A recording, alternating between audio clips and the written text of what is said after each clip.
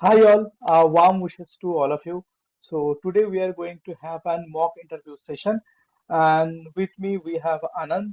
So he will be giving us a mock interview session. The interview will be mostly based on the NLP, machine learning, and LLM roles. So yeah, so we will start, Anand. So yeah, Yes, sir. okay, great.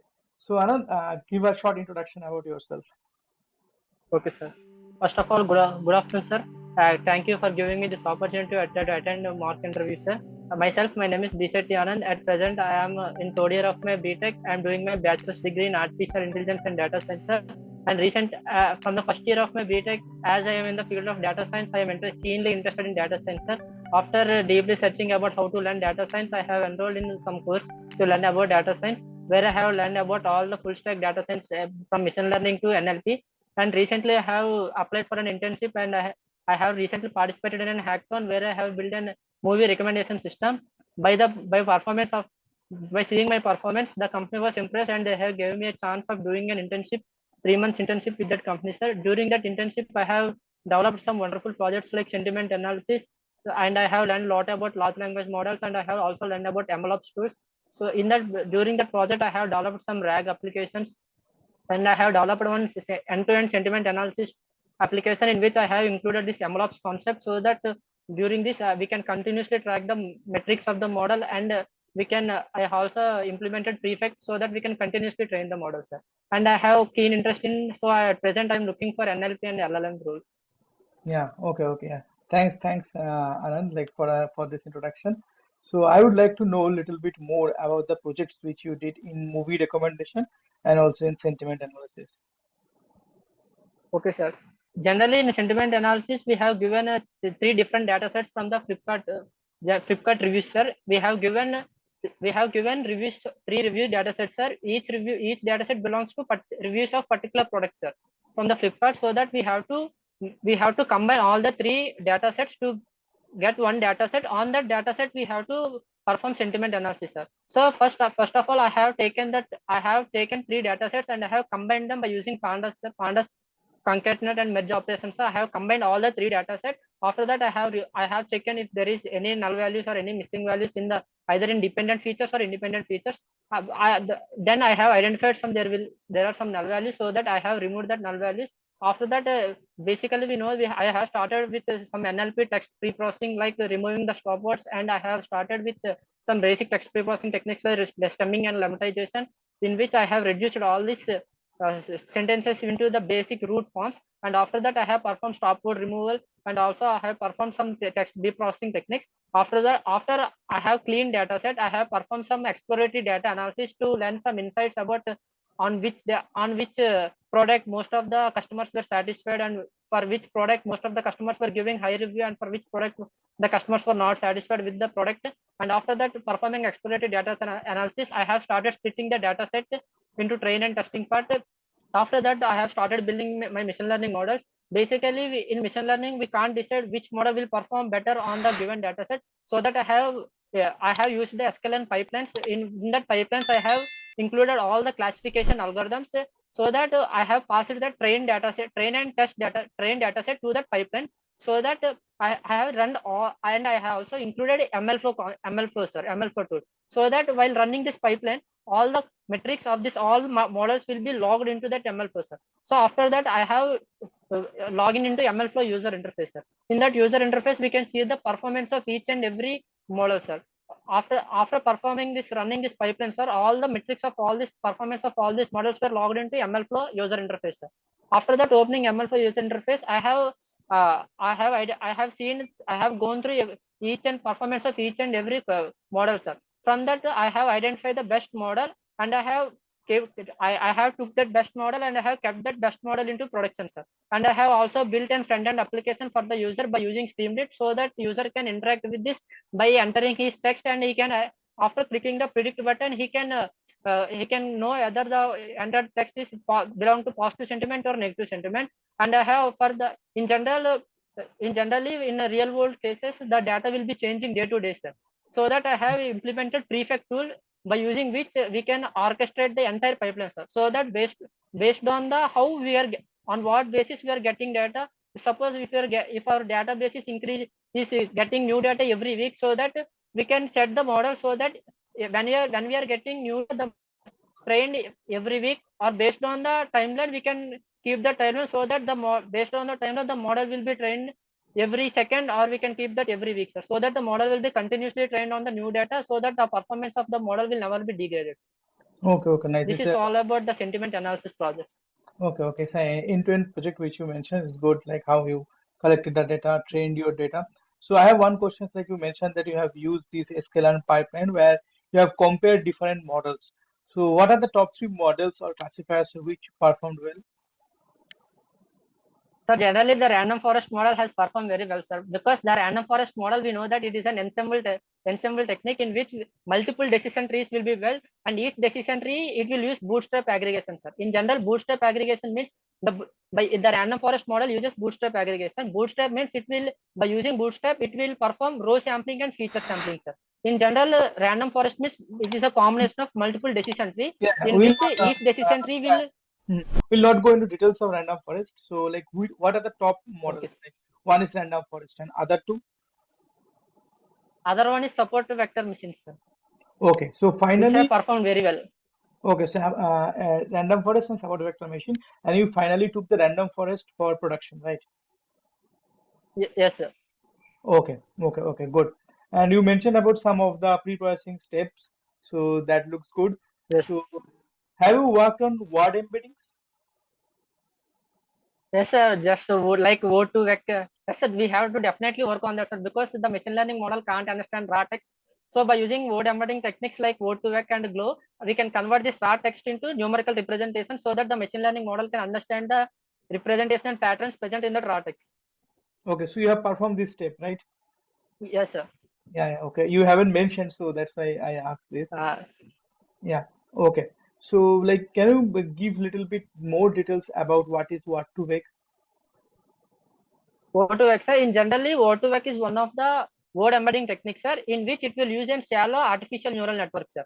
In general, it will take the raw text and it will perform, it will take the raw text as input, and it will go to the input as that artificial shallow neural network, sir, and it will perform some computations, and it will give word embedding such that the words which are having very similar will be, all these words will be converted into vector, sir. So when we place these vectors in a larger dimension vector space, we can see that the words which are similar, which are having similar properties will be closer, sir, and their vector values will be close similar to each other, sir, and the vector and the text which are having dissimilarities means the text which are having not similarity, place them on the large dimensional vector space, there will be very large gap between this, sir. So the by using word to vector we can identify the both syntactic and semantic understanding of the raw text, sir. Hmm. Okay, okay, okay. Right. And okay, fine. So, any other example apart from this glove and what to make for Sir, in general we are having old techniques like bag of words, TF-IDF. okay.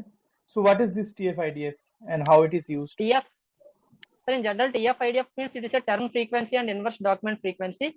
It is basically, it will convert the word embeddings by giving frequency to each and every word, sir. In general, we can see in normal text, we will mostly have stop words, sir, like is, the. Hmm. These stop words will be repeated most of the times in the raw text, sir. So the TF-IDF, what is the main concept between TF-IDF means it will give more importance to the rare words, sir. Means by this it will give less importance to the stop words, and it will give the more importance to this rare words which are appearing in this But, context, sir. but It we will are mean. moving the stop words, right? And after that we are Yes, using sir. TF. After removing stop words also, we will have some words which is not that much important, or which is not giving that much context related to that sequence, sir, so that it will give importance to the words which are appearing very rarely, sir. It is based on, it is giving importance to each and word, sir, so that the words which are giving more context to that sentence, that particular words will be given more frequency, more importance, and the remaining words will be given less frequency, sir. Right, right. Okay, okay, fine. Yeah, good. And my next question is like, how does a sequence to sequence model work in NLP? Sequence to sequence model, sir, in general, coming to sequence model, the basic means it is known as sequence to sequence model because the what we are getting input is also a sequence, and what the output we are also getting is also a sequence, sir. That is the reason it is known as sequence to sequence model. In general, to perform the sequence to sequence task, the basic architecture which is used to perform the sequence to sequence task is encoder and decoder architecture, sir. In encoder, when coming to encoder and decoder architecture, in encoder we will get the input as a input, we will get one sequence, sir. So that encoder will take that sequence token by token, sir. It will take each token at a time, and it will understand each token, sir. After it is taking all the input, it will understand the patterns behind present in the text, and it will convert them into a context vector, sir. In general, we know that text is a sequential data, sir. So each input will be of different length. But in general, to train in machine learning in anything, we have to get input of fixed size. So that while coming to text, it is a different length, sir. So what is the main role of encoder is it will take input sequences of different lengths, but it will identify the important features from that, and it will convert them into a fixed length of context vector, sir. It will, so that while coming to the encoder, the input will be the input sequence, and the output from the encoder will be the context vector, sir. Now while coming to the decoder will take this context vector, sir. Coming to this context vector, sir, this context vector will be the entire summarization and important concepts of the input sequence, sir. Now coming to decoder, the decoder will take the context vector, which is the output of the encoder, and it will take this context vector, and it will it will start to give output by token, sir. In decoder, first it will take this context vector, and it will output one token, sir. Next, this token will go given as input to next decoder. Based on this previous output, next it will give another token as outputs. This is all about sequence to sequence models. Later, to improve the performance and to overcome this long, but in general, this encoder decoder architecture faces a major issue of long term dependencies, sir. When the user gives sentence or sequence of long length, it can't identify the dependencies between the terms from which on the sequence from the, so for suppose if the sequence is of 100 words, sir, it can't identify suppose in this sequence we are first we will mention the person name, sir. Later in the sequence we will mention he, it, or in general we humans we can understand that it or he refers to that person, but in machine can not understand, sir. As the sequence is increasing, as it has very less memory, it starts forgetting what is the previous input, and it will only uh, it is only memorize only the recent, sir. So this is the major advantage that is known as long term dependencies in sequence to sequence encoder decoder architecture, sir. So to overcome this encoder decoder architecture, later they introduced self attention into this encoder decoder architecture, sir, which Okay. was introduced in the attention is all unit paper. Okay. Okay. Okay. Good. Good. Yeah. So what you mentioned is mostly about the RNN and the LSTM architecture, like improvement over Yes, this RNN LSTM. So, like apart from this difference, is there any other difference between RNN and LSTM? sir. Apart from this long-term dependency, is there any other difference in between RNN and LSTM? Yes, sir. In general, in RNN, we are not having any gated architecture, sir. In RNN, we only have one internal state, which will take previous hidden output, and it will go on like that, sir. And one major difference between RNN and LSTM is in RNN, it is going to face a problem of vanishing gradient and exploding gradient, sir. Right. So to overcome this problem, they have introduced LSTM, sir. In LSTM, it will overcome the vanishing gradient and exploding gradient problems. What is vanishing In the gradient? LSTM, sir. What is vanishing gradient problem? Vanishing. So vanishing gradient is one problem in which most of the machine learning models face. Vanishing gradients means in general we are using sigmoid functions in a hidden layer something, sir. We know that in general sigmoid functions values lies between 0 to 1. When during back propagation we will apply chain rule, sir. We will apply chain rule during back propagation to minimize the loss, sir. So during applying the chain function, we will differentiate the sigmoid curve. So in general, the sigmoid values lies between 0 to 1. So while performing back propagation, we will differentiate the values, the range of 0 to 1 will reduce to 0 to 0.25, sir. So the range was decreased, sir. And similarly, we will not perform back propagation in only one approach, no, sir. We will perform multiple approaches. So in each approach, the range of the sigmoid function will decrease, sir. So means in each approach, the values of sigmoid value will get to very close to 0, sir, like 0.000, 0.000.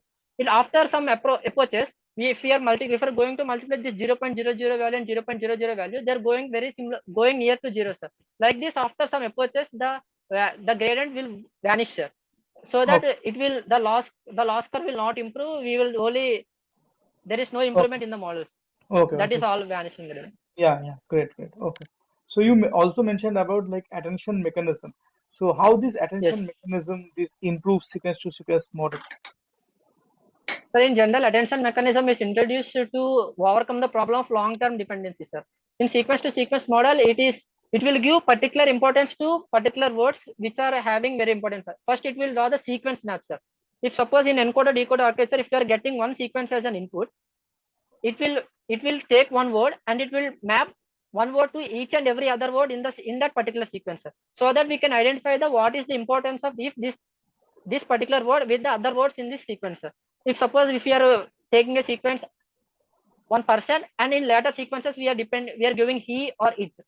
So if we are taking now if for this sentence if we are introducing attention mechanism, it will take the person name and it will draw one sequence map, sir. So it will take this person name and it will draw sequence map to every other word in this sequence, sir. So it can identify the importance or relationship between this word and each and every other word in the sequence, sir.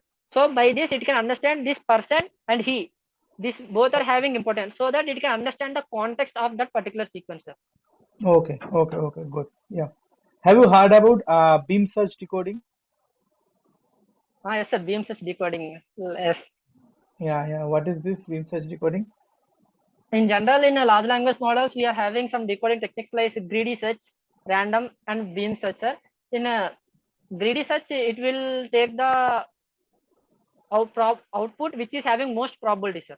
That is greedy search. And in random, it will take anything randomly. It will pick one output and it will show. But in beam search, it will. I think I am not having that much clarity in beam search, but I will tell what I know. In beam search, it will take some top k. It will take outputs of top k probabilities, and in that it will give one thing as outputs. What is this K? I think it is an hyperparameter. Okay. Okay. Fine. Yeah. I'm Uh, not that I am not having that much clarity on that one. okay. No problem. No problem. You can go through this beam search decoding because it's a good Okay. concept. Yeah. You can go through this later on. Yes, Yeah. sir. Yes. Okay. Okay. Yeah. Nice to talk to you, Anand. Do you have any more questions to me? Yes. Okay, fine. Then yeah, like we will stop here. It was good interacting with you, and I hope like all this mock interview experience will help you for your actual interview, and this will also help my audience. So, like I will ask them to subscribe to my channel AD Academy and to share this knowledge with all of your friends. And you kindly share this like your mock interview video with all of your friends. Okay. Okay.